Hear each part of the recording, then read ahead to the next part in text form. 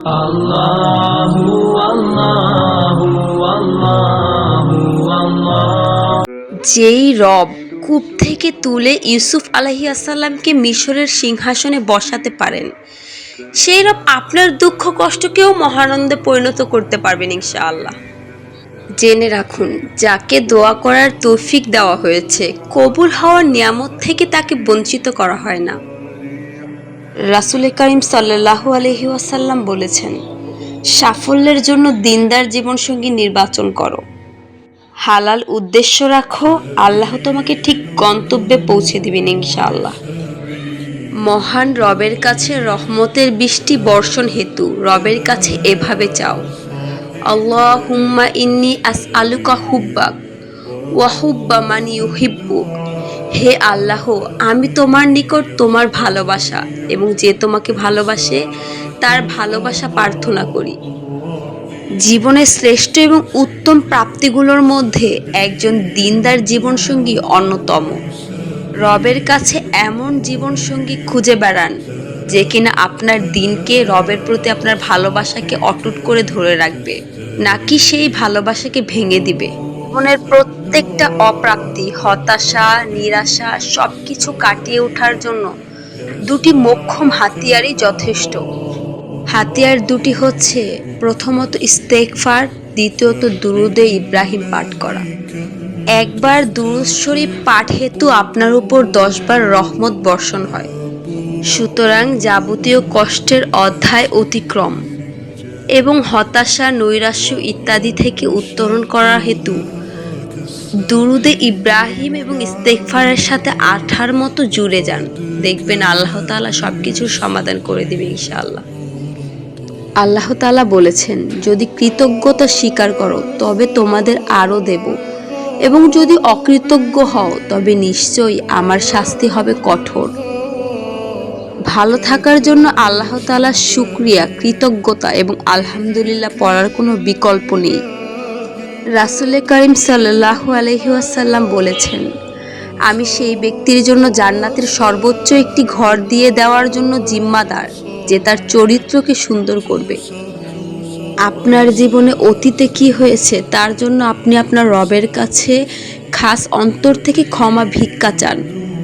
আপনার রব আপনাকে প্রতিনিয়ত ডাকছে ক্ষমা করে দেওয়ার জন্য। যখন রবের কাছে তার কোনো সৃষ্টি বা বান্দা দুটি হাত তুলে ক্ষমা প্রার্থনা করে, রব এতটা খুশি হয় যতটা না খুশি হয় একজন মা তার হারিয়ে যাওয়া সন্তানকে কাছে পেলে। সুতরাং আল্লাহ তাআলার কাছে গুনাহের জন্য ক্ষমা চান এবং আল্লাহ তাআলার কাছে এভাবে বলুন, হে আল্লাহ, আমি দুর্বল, আমি পরীক্ষার উপযুক্ত নই, আমাকে গুনাহ করার সুযোগ দিবেন না। অতীতে যে গুনাহ আমাদের দ্বারা সংঘটিত হয়েছে তার থেকে রবের কাছে পানাহ চাই। আমাদের রব তো ক্ষমা করতে পছন্দ করেন, নিশ্চয়ই তিনি আমাদেরকে ক্ষমা করে দিবেন। যারা আপনার হৃদয় নিয়ে খেলেছে, আপনার অন্তরকে ভেঙে চুরমার করে দিয়েছে, তাদের কাছে দ্বিতীয়বার কখনোই যাবেন না। আপনার ভাঙা হৃদয়টাকে নিয়ে উঠে আপনার রবের কাছে সোপর্দ করুন। পূর্বের থেকে অতি উত্তমভাবে আপনার রব আপনার জখম সারিয়ে তুলবেন ইনশাআল্লাহ। আপনাকে ঠকিয়ে যারা হাসছে তাদের হাসতে দিন, শীঘ্রই তারা তাদের কৃতকর্মের জন্য প্রচুর কাঁদবে। অতীতের পাতা উল্টাতে যাবেন না, অতীতের এমন কোনো স্মৃতির জন্য কাতর হবেন না যে স্মৃতি আপনাকে ব্যথিত করে, বরঞ্চ প্রত্যেকটা মুহূর্ত বর্তমানে আপনার রবের সান্নিধ্য থেকে রবের সাথে এমন স্মৃতি গড়ে তুলুন যেই স্মৃতি নিয়ে হাসরের ময়দানে আপনার পথগুলো প্রশস্ত হয়ে যায়।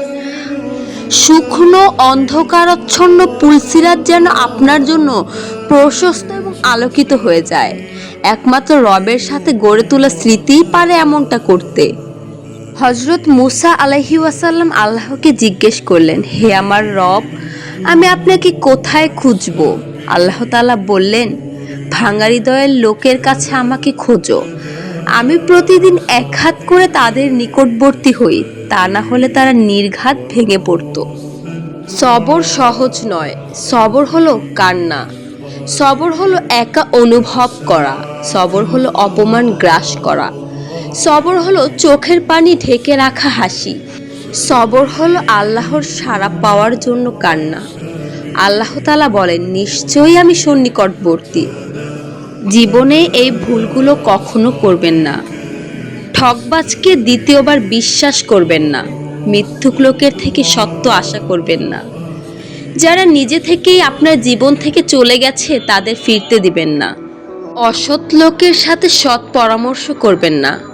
অতিরিক্ত অহংকারী ও স্বার্থবাদী ব্যক্তিদের থেকে সময় আশা করবেন না। অমানবিক মানুষদের থেকে জ্ঞান নেবেন না। ব্যস্ত মানুষের থেকে বন্ধুত্ব আশা করবেন না। যারা নিজের ভুল স্বীকার করে না সেরকম ব্যক্তিত্ব থেকে দূরেই থাকুন। নিজের ব্যক্তিত্বকে সুন্দর রাখুন। আগে সালাম দিন, হাসি মুখে কথা বলুন। শুনুন বেশি, বলুন কম। তামাশার ছলেও কখনো মিথ্যা বলবেন না। ভুল হলে বিনয়ের সাথে ক্ষমা প্রার্থনা করুন। অকারণে বেশি হাসবেন না। ধীরে ধীরে বুঝিয়ে কথা বলুন। আগে অন্যের কথা শুনুন, তারপর নিজে বলুন।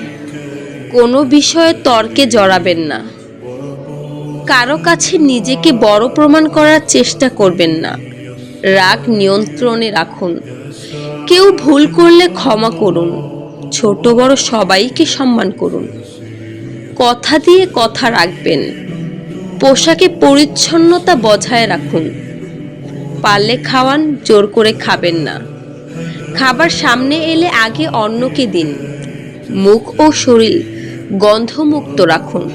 চরিত্র সুন্দর রাখুন।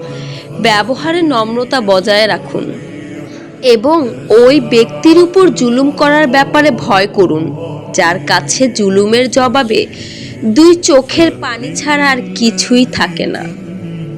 নিঃশ্বাসটা ভারী হয়ে এলে সিজদায় লুটিয়ে পড়ে হালকা করে নিন। জেনে রাখুন, আল্লাহর স্মরণেই হৃদয় প্রশস্ত হয়। আপনার রব তো জানেনই কোন ব্যথা আপনাকে ভেতর থেকে ভেঙে দিচ্ছে, কিসের জন্য আপনার মন ব্যাকুল হয়ে পড়েছে। সকল কিছু রবের ফয়সালার উপরে ছেড়ে দিন। নিশ্চয়ই তিনি আপনাকে উত্তম কিছু দিবেন ইনশাআল্লাহ। কষ্ট আপনাকে দোয়া করতে বাধ্য করে আর দোয়া আপনাকে শক্তিশালী করে তোলে। মানুষ বদলে যাবেই, খারাপ সময় আসবেই, দুনিয়া অশান্তি মনে হবেই, তবুও ভেঙে পড়া যাবে না। খারাপ সময়ের মতো ভালো সময়ও আসবে। সবই মেনে নিতে হবে, আর মেনে নিতে পারলেই জীবন সুন্দর। সূরা ইউসুফ থেকে আমরা এই শিক্ষাগুলো গ্রহণ করতে পারি। কাছের মানুষগুলো বিশ্বাসঘাতকতা করতে পারে, ভাঙা হৃদয় ভালোবাসা দিয়ে সারিয়ে তুলতে পারে। কষ্টের পর সচ্ছলতা আসে। দুঃখী হওয়া আর অকৃতজ্ঞ হওয়া সমান নয় এবং ধৈর্যশীল মানুষদের শেষ পরিণতি সুন্দর হয়। সুবহানাল্লাহ।